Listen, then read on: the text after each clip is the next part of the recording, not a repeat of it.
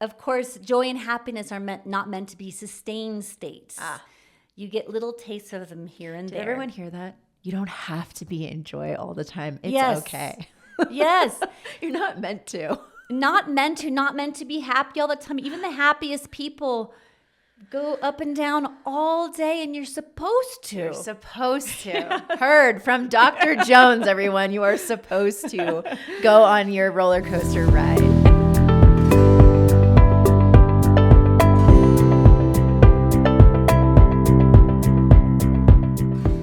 In this conversation, I get to sit down with Dr. Jennifer Jones. She has a PhD in neuropsychology. She has over 30 years of experience. She's a global renowned speaker and currently the CEO and founder of Aspen Neuro, where they do brain mapping and neurofeedback. Let's just say she has a plethora of all things brain health and wonderful information. We go over in this conversation our brain waves and how they function. We go over the potential healing components of sound from a scientific perspective, and she gives us tips around our brain function and how to really optimize in our daily life. I hope you enjoy this jam-packed conversation. Let's go. All right, welcome all you listeners. Thank you for being here. This is the beautiful, amazing, brilliant Dr. Jones sitting with us. I'm Marisa Hallsted, and we're here to talk all things neuroscience, neuropsychology, subconscious rewiring, using tools that help us in our day-to-day lives from a performance perspective, from how the brain works and brain waves, and dive into the plethora of wisdom and knowledge and expertise that Dr. Jones is going to share with us. So we're in for a treat. May I introduce you? Yes, thank you. That's quite an introduction already. Yes, well, we're excited. This is going to be really helpful, I think, for everybody. I'm going to learn a lot. So if I'm going to learn a lot, I'm sure everyone's going to learn something. So Dr. Jones has a PhD in clinical neuropsychology. She has over 30 years of experience, both in the realm of assessment, doing a lot of work in your time at UCLA, at Children's Hospital. Many other places, yeah. Amazing. Yeah. And then from my understanding, you really have spent time in that assessment realm working with doctors, being a doctor yourself, and also the therapy role. Yes. And research as well. Yes. So you have a lot of knowledge in the neuropsychology space. Yes. Awesome. What has been your catalyst for getting on this path and your trajectory of your education, if you would mind sharing? So, yeah, I guess I come from this field personally and professionally. You know, professionally, I always wanted to make a difference in the world. I believe in the Jewish idea of tikkun olam, which is heal the world. And I always felt like if I am blessed with the ability to move my body and use my brain, and then I should be contributing. Yes. And I've always felt so rewarded deep in my heart for contributing. And so I chose this career of contributing. And then personally, also even deeper personally, my mother has mental illness and I have epilepsy. So both neuropsychological conditions, epilepsy specifically only neurologically, but then also seeing so many people who I love, and then people, patients in the hospitals that I worked at throughout the years who were misdiagnosed. And or thought there was something wrong with them when really they just had a neurological dysregulation. What's an example of that you've seen, like thinking something's wrong with you? In what way that can be Great question. solved? So oftentimes, for example, the easiest low-hanging fruit is people with anxiety. They think it's all psychological, and a large percentage of the time, anxiety is an overactive temporal lobe. And that's where emotional regulation comes from. And oftentimes what we know often through, for example, Bessel van der Kolk's work in trauma, is something happens. It doesn't have to be a big trauma. It can be just little traumas over time. It can be something as simple as your parents getting divorced or you having a bad experience at school. And then your brain locks into a pattern of anxiety. Would that be where neuroplasticity is a form of a pattern being locked in? So neuroplasticity is the idea of the brain being able to change over time. So that's the hope piece of it. Yes, thank you for clarifying. And then the locked in piece is people think this is the way I am, when really it's something that neuroplasticity can help with, in that we can change those brain waves. So it's not about you being an anxious person, is that your brain got locked on a pattern that's anxious, and that can absolutely be changed. Yes. Thank you for that clarification, because Yeah. those terms get thrown around a lot in the neuropsychology realm. Yes. So I will be continuing to clarify these questions as they arise. But going back to what you were saying before, your inspiration for working on these things, you found that people would have an association with having anxiety, for example, and then you were going to say, I believe, that there is a solution from a neuropsychology perspective. Is that correct? Absolutely. So a lot of the time when someone has a pattern of anxiety and they think of themselves as a quote anxious person, Yes. that's just a brainwave that's overactive in the temporal lobe. And so a lot can be done to change that, and then it can go away, and then they actually can access their potential versus being, locked in this pattern that is slowing them down. And it's quite easy to fix. So oftentimes this is like a 2-3 month process. Also, I can see how seated sound would be a huge part of this as well. When you access unconscious patterns, whether it be brain waves or subliminal thinking, which is what you're tapping into, that is where the power lies, and is in the unconscious. So bringing the unconscious to the conscious. Exactly. I want to just stick with a little bit of your path with this.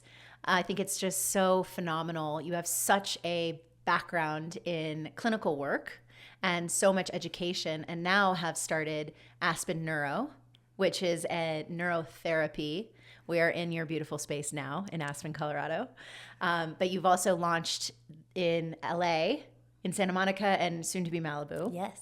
So this path for you of taking the unconscious into the conscious, how does your current work now help to support that?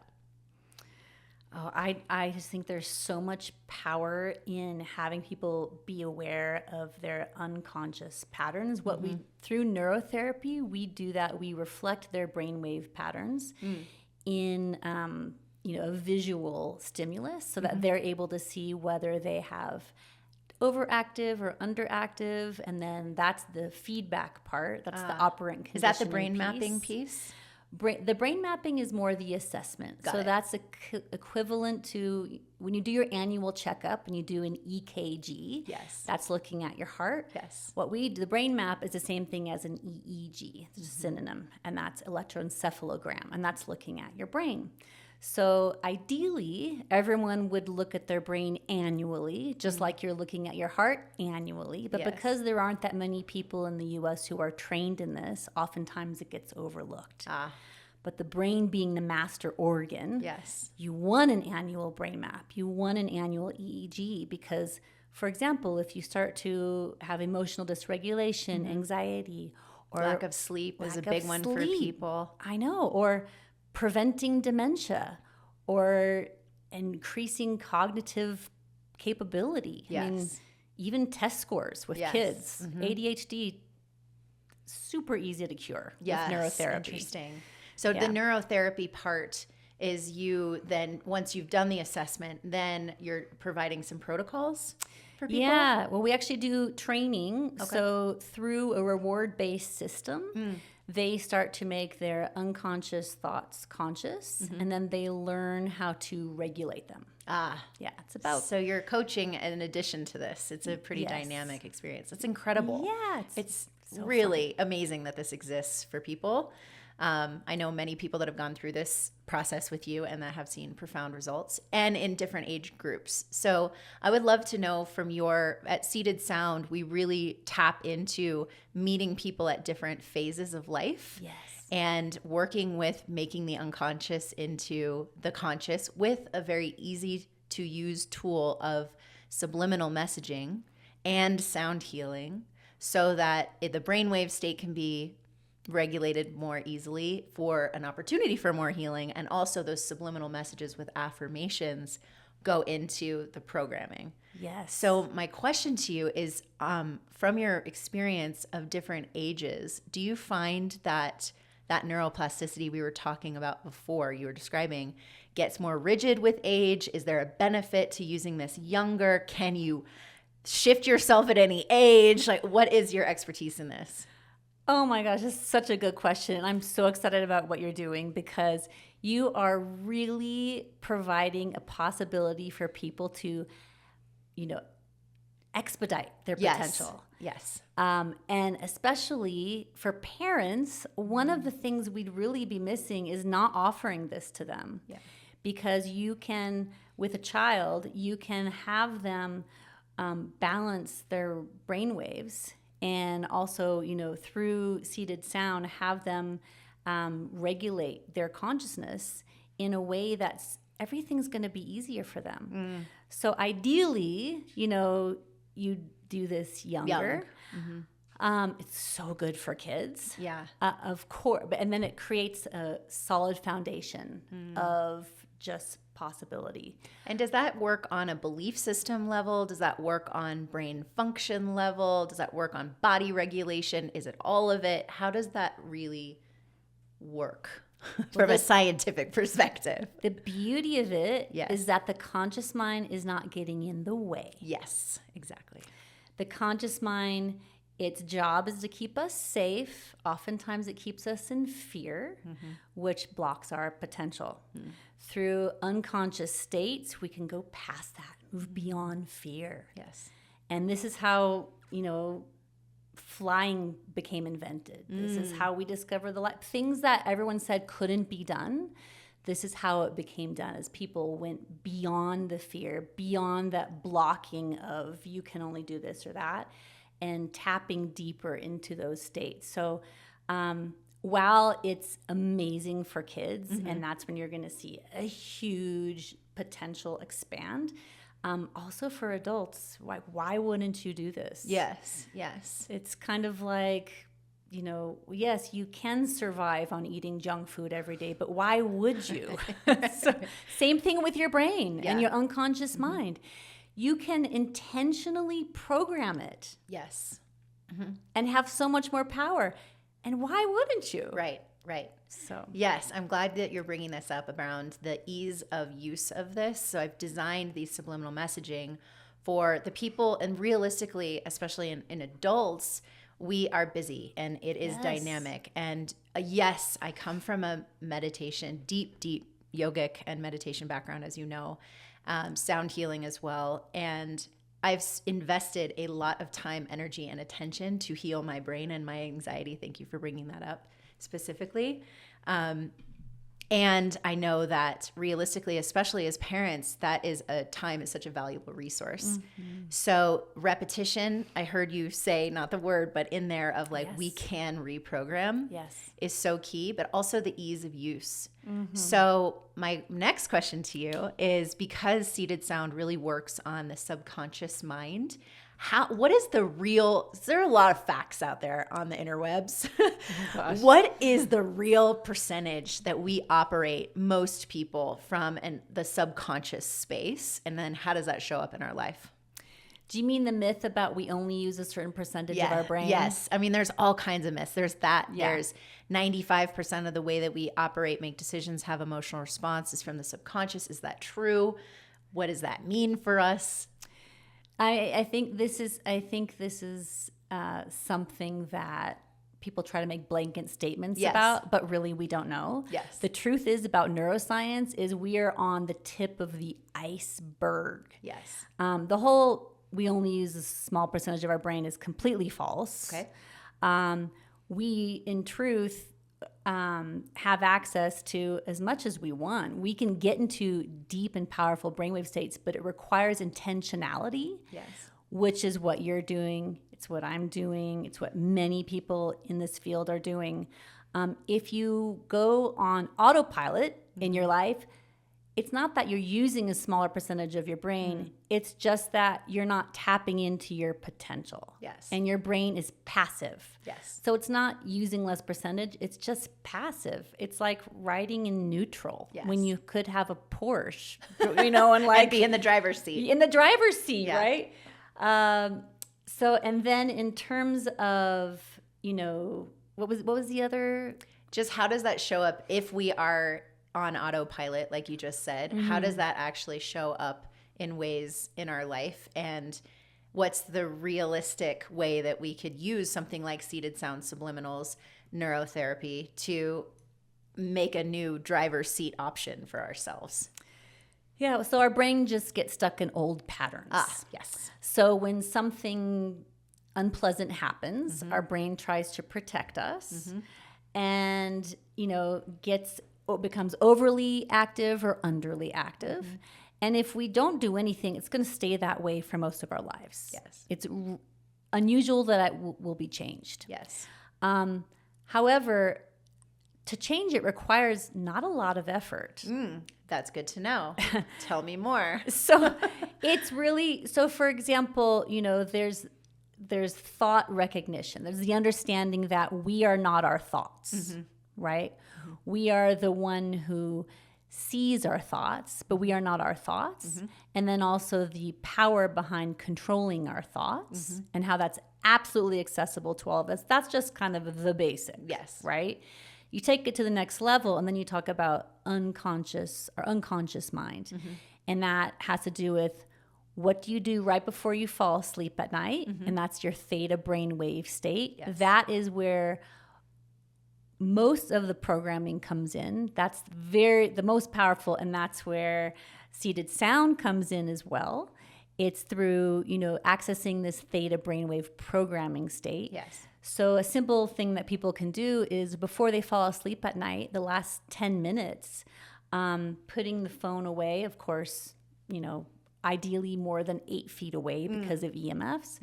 And then really intentionally thinking about not just the usual, of course, everyone knows we need to be more, think about gratitude more, but run through your day. What happened? What highlights did you have? And then think about the things you're excited for in the future. And then what happens is you program your brain into a place of positivity and excitement versus fear. Yes. And you can do that anytime during the day, but you're going to get the most bang from your buck when you do it right before you fall asleep, and likewise right when you wake up, because that's a theta brainwave state. Yes. Thank you for bringing up brainwaves. Yes. That was my next question. Of course, we're headed here. So would you be willing to go through each of the levels of brainwaves, breaking it down for people? We don't need to spend like a whole hour on this because it could be an entire lecture. I could. And we I'll might do do that in the best. future. I'm not trying to put you on the spot, but you know this so well. Just baseline, when we're in each of these states, what's happening in our nervous system, in our brain function, et cetera, and why is theta, what I like to call it, is this genius state? Why in theta do we have more access to the unconscious, conscious mind, and more, it seems like we have a more balanced accessibility to more consciousness is what it feels like to me, more creativity. So if you could extrapolate on that and educate us a little, that'd be great. I think everybody should know about brainwaves. They're agree. so exciting and they're so wonderful. And I don't know why it's not more out there. It's the What language. would we be in right now? Well, you and I are excited, so we might be in gamma. Yes. I feel like I'm always in gamma whenever I'm around you. It's like so magnetic. too. Yes. Gamma. Go gamma. Yes. In fact, we had a 91-year-old come in here today for a brain map, EEG. And she had so much gamma. Wow. Her brain was more on fire than most 20-year-olds. Wow. Man, maybe she grew up in Aspen. Those at Elevation. She's amazing. Wow. But this is what we need to talk about more. So let me explain what is gamma. Yeah, what is gamma? There's 5 brainwave states. Gamma is my favorite, but it's kind of like the equivalent as if you were so excited about life and you jumped up and down all the time. Like there's only so much your energy one has, and the brain has to sustain that excited neurological brainwave state. The gamma brainwaves are very, very spiked and just full of energy, and they usually only last seconds at a time. No, but I'm just always curious when brain mapping, there's like all these colors. Anyway, continue. Oh, well, I'll explain about the colors later. The colors are pretty cool, but it's not necessarily according to brainwaves. So gamma is the most excited. It's not meant to be in a long duration. The famous studies about monks and brainwaves, that is them showing them having a lot of gamma, more than average. So would you say that's the more like enlightened state? If you were gonna go that way, I love all the states. Yes, I'm not. I don't have a favorite. We're not gonna label anybody. We're not gonna put anybody in a box. Exactly. But what we're discovering, and we're doing a study at Aspen Neuro, we're finding gamma is the brainwave of joy. Beautiful. I feel that. And of course, joy and happiness are not meant to be sustained states. You get little tastes of them here and there. Did everyone hear that? You don't have to be in joy all the time. It's okay. Yes. You're not meant to. Not meant to be happy all the time. Even the happiest people go up and down all day, and you're supposed to. You're supposed to. Heard from Dr. Jones, everyone. You are supposed to go on your roller coaster ride. And if you don't have that roller coaster ride, probably you'll be labeled with mania. Yes. Which comes with bipolar disorder. Yes. Which there's a lot of benefits to it. I often say if I had to pick something, I'd be manic. Sounds so much fun. Anyway, okay, so gamma, we love gamma. We're probably in gamma right now because we're so happy and excited. Right below gamma, the second highest frequency is beta. Beta is problem solving, it's school, it's work, it's maybe driving in traffic, answering an email. It's kind of like where we're at a lot of the day, most people. Functionality-wise? When they're doing something that requires some effort. Where we're at most of the day, it hopefully is alpha. Alpha's kind of more of a chill, relaxed brainwave state. And if we were at beta most of the day, that would be more of an anxious type. So, and I asked that question because in my experience with coaching and working with high-level, success-oriented, driven, action-oriented people who do experience, conversely, a level of anxiousness, unfortunately, they are operating a lot of the time in beta. Yes. And this is very helpful to know that if that is your reality, that you're not alone in that. And what we're here talking about is how to regulate better and shift in ways that really can happen easily. Yeah. We love beta too. High beta. Yeah. Too much beta. That's anxiety. Yes. So it's funny, it's kind of like, one thing when it's working really well, but then you do it too much can turn into a dysregulation. Yes. Always have to keep finding that balance, Yes. on the surfboard, snowboard of life, right? After alpha, which is our awake and calm, the next slowest wave is theta. Theta is creativity. It's before you go to sleep. It's right when you wake up. Also, some dream states are theta. The magical thing about theta, which I think needs to be talked about more, yes, please, is that theta is the state primarily where children under 8 are awakened. So if you ever wondered, why is it that I've had such a good life, and just because I had this one stress in my childhood, it's affected 30 years of my life when I was only 7 years old when this thing happened? It's because it happened in the brainwave state of theta. Fascinating. So when things happen when we're under 8, they have more of an imprint on us. And so under 8, we operate in a theta state more regularly during most of the time. Wow. Which is why children are, the many reasons why children are magical. And that's the word inspiration or imagination is where when we're in theta, we have that access to creativity beyond the logical mind. Is that a good way to say it? Beyond the logical mind. So well said, Marisa. Theta it's the magical mind. Yeah. It's thinking out of the box. Yes. Innovation, inspiration, creativity. All of it. Calmness at the same time. What is the association between, well, I know you're going to go through one more, two Yes. more. Yeah. What is the association with our brainwave states and our nervous system before we cover those two? In terms of our nervous system, we know high beta is more anxiety, and alpha is more relaxed. Theta would be more in like a meditative state or a present state. Sometimes people can get through theta through meditation. Mostly it's subconscious work. So your work with seated sound is most likely more powerful than a lot of meditation. Meditation, you're still accessing the conscious mind. Yes. Your work is accessing the unconscious mind. Yes. Much more powerful. And I'm so excited for me you too. and what you're going to bring to people. And for example, it's akin to very, very similar to hypnosis. Yes.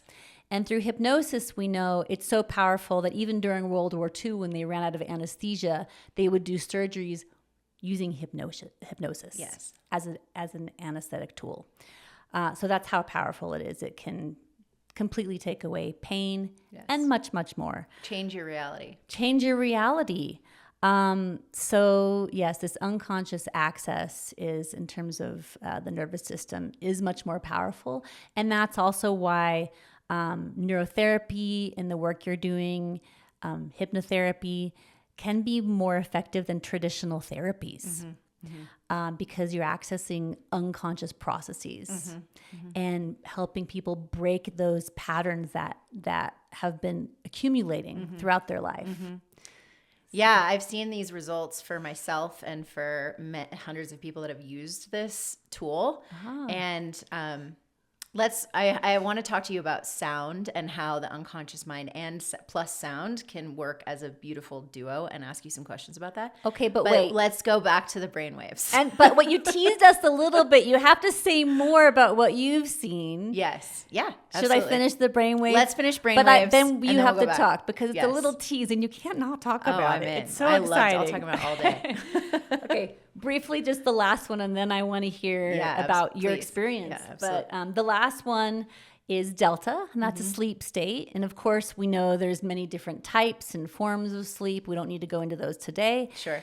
But also, often what happens when people are having psychological issues or underperforming in any way, maybe a child is having a hard time doing well on tests, et cetera, an athlete is underperforming in their time, often delta dysregulated. It's just the sleep wave. Sleep wave. Super important. It's the foundation, We have of a course, of subliminal for better everything. sleep. It's the most popular one. Oh my goodness. It is the most popular one that people use the most. It's pretty amazing.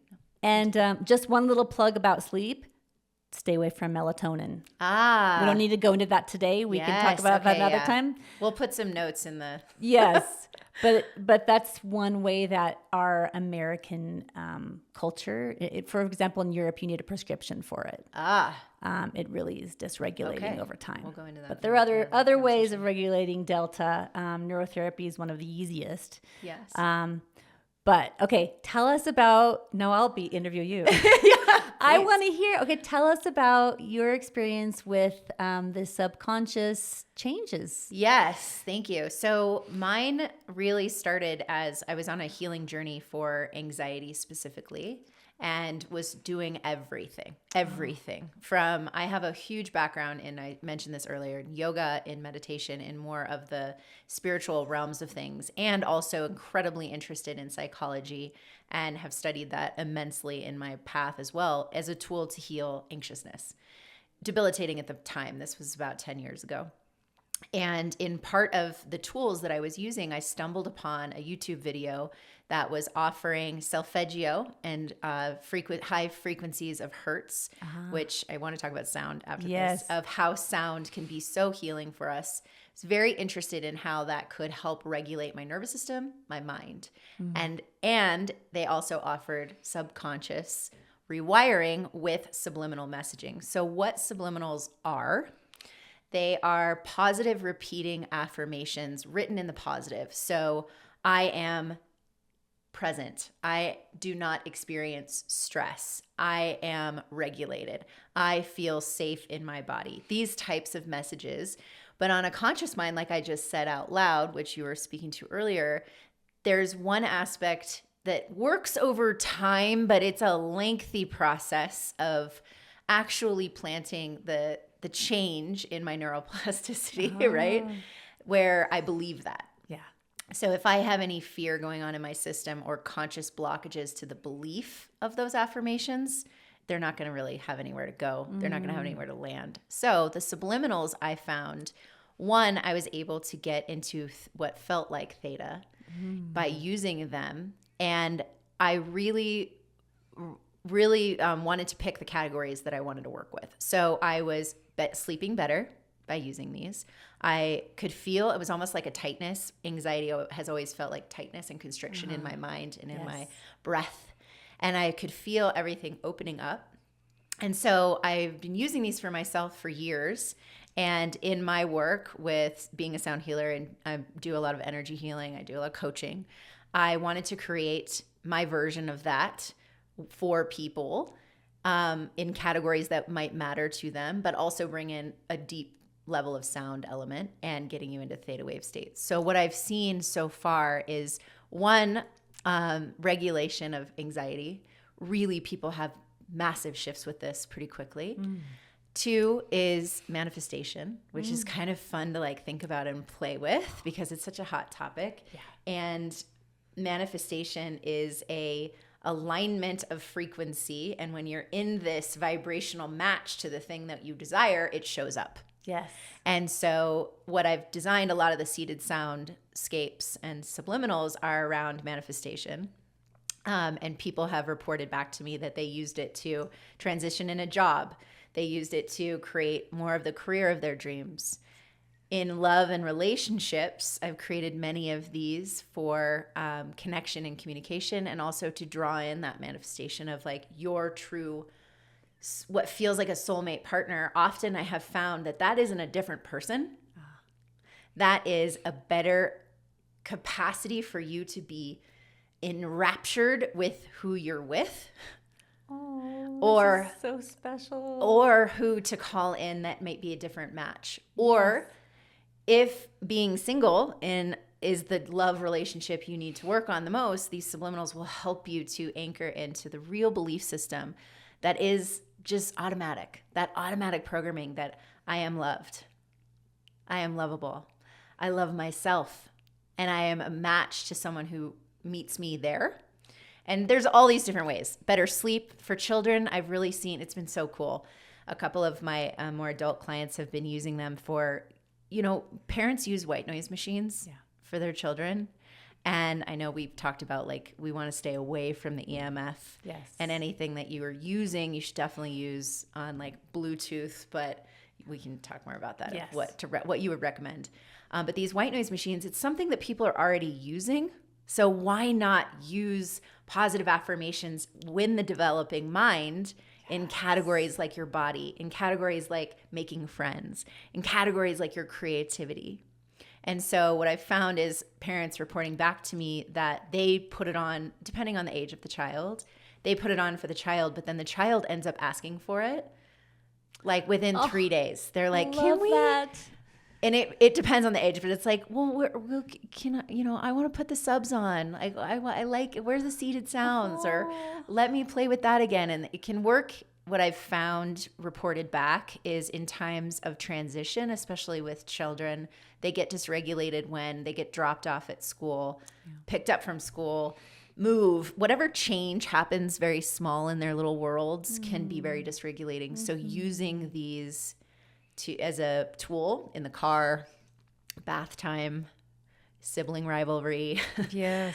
But especially at night when it's really time. But it's so cool to hear that you've connected this dot for me that children under 8 live in theta most of the time is in what I've found with people using seated sound. The children can use them all day long. Yes. Whereas adults find more success when they use them right before sleep or during sleep and when they wake up. And you've just like, oh, that's why. Yeah. Bringing the science in with the theory. Yeah. So thank you. Because that's when adults are already in the theta state, and that's when they can receive that, even better. So Yes. I love what you're doing, and you're right. Like you're playing sound anyway, or you're in the car, or you're playing music. Why not create positive programming while you're doing it? Yes. So it's more of a passive opportunity to program. Yes. That it really works in your life. Yeah, thank you. I'm so excited for this to get out there more. So speaking of sound, as we'll dabble into that, and then I'm sure we'll have more opportunity to talk in the future of all things, all the good neuropsychology things, because you have so much wealth of information. For sound and frequency, this is a really cool time in which I think there's so much awareness around the ancient wisdom of crystal sound bowl healing and frequency, and how we are all energy. Yes. Can you explain this from a neuropsychology perspective and a neuroscience perspective? How does sound affect our brainwave state, and then conversely our lives? Yeah. So the easiest way to explain the sound brainwave connection is to think about when you're listening to music, how that can change your mood. Yes. Okay. So when you have a favorite song and it makes you excited, it's probably accessing a gamma wave. And then you have a romantic song or a mellow song or a yo-yo ma or something like with a cello. They've actually done some research with cello and brainwave states. That's putting you into more an alpha state, which is a relaxed state. So actually my 15-year-old son, who loves music, talks about how, Mom, it's so cool. It's almost like I can change the radio station of my mind based upon what music I listen to. Yes. And I remind him it's not just music. It's the way he talks to himself. It's his self-talk. Yes. It's the people he surrounds himself with. It's the movies he watches and the television he watches. It's all input. Yeah. Right? So everything is energy. Everything is programming. So and of course, it's frequency. It's energy. Yeah. Which is measured based on sound waves. Exactly. And brain waves are measured the same way. They're also hertz. So cool. So yeah, absolutely. There's attunement. There's also attunement through mirror neurons of human to human. Mirror neurons? Mirror neurons. Human to human attunement. So if I'm feeling low, my frequency is strong, you unconsciously are going to start feeling that way as well. And whoever has a dominant frequency will change. So it's taking the empath into science. It's both. There's a reason. And this is why who you spend your time with changes who you are and who you become. Quite literally changes your neurological profile. Yes. Okay. That's amazing. Thank you. So, yeah. Thank you. And with seated sound, knowing this information, and thank you for explaining it so clearly, that's why we have different options for people. So there are sounds of nature, which, as we know, is massively coherent for our frequency. You can have this crystal sound bowl with different levels of attuning those frequencies. There's different levels of hertz of what we call solfeggio frequencies. Which if you've listened to those before, they're very healing for nervous system, brainwaves, all that. And I'm playing around we're working with composers now who are masterful at these soundscapes for a specific goal and intention. So house music, I'm working with DJs now that are bringing that joy gamma element without doing all the, drugs at the club. Yeah. House music has, from what I understand, a really now being researched and proven effect on our gamma wave state. Yeah. And doing dance parties, it doesn't always have to be soothing, calming meditation. So seated sound is really here to offer different soundscapes for what is going to serve you in the moment of your day, of your chapter, or whatever that is. I didn't know you're working with DJs and composers. Oh my We're going to have positive affirmation dance parties, baby. Oh my gosh, I'm so excited. Well, we dance together. This is like our jam. Yeah, we get down. Yes. Yeah, it's there's oxytocin, all kinds of positive things from moving our bodies. So that's going to be an element too coming soon. I'm so excited. I can't wait. Yes, yes. Well, thank you so very much. I am just wildly grateful, and I'm constantly learning from you, and we really just appreciate your wisdom. Dr. Jennifer Jones, I know it's a mouthful, Dr. Jones, is here at Aspen Neuro, she's in Santa Monica, soon to be Malibu. And do you work mostly with, you said athletes, performance-oriented people of all ages, or what's your specialty? All ages. We work a lot with kids, helping them be their best. A lot with athletes, executives also being their best. And then also ADHD, anxiety, a little depression, just helping people regulate and access their potential. And you do this from a assessment realm with evidence of what's happening in the brain, and then you also provide protocols and therapy to really help and coach them. And it's completely objective. There's no guesswork involved. We do a pre-post assessment, and then every protocol is completely customized. And then sometimes, like, we've had people come in, they really, really want the neurotherapy, and it's not a good fit. Yeah. Even if they're dysregulated, sometimes it's just not the right thing. And even sometimes dysregulated brain is supposed to be dysregulated because that's where the genius comes from. Ah, interesting. So it's kind of all about questioning, and we stay away from diagnoses. Sometimes they're helpful and they can help access services. Sure. Just like psychiatric medication can be helpful. But if you want to get off it, if you want to go beyond that, go out of the box, it's definitely a lot of possibility beyond the traditional old-fashioned kind of ways of looking at things. Thank you for the work that you're doing. It's really incredible. Thank you for the work you're doing. Yes. Thank you, all of you, for the work that you're doing. Keep doing it. So, Dr. Jones, we're going to be working together in a neuroscientific study around seated sound, which is so exciting to really bring research into what we're doing and how it is affecting theta wave state, how it is affecting our behavioral measurement with a subconscious reprogramming. How does that actually affect people, and in different ages? So I'm thrilled.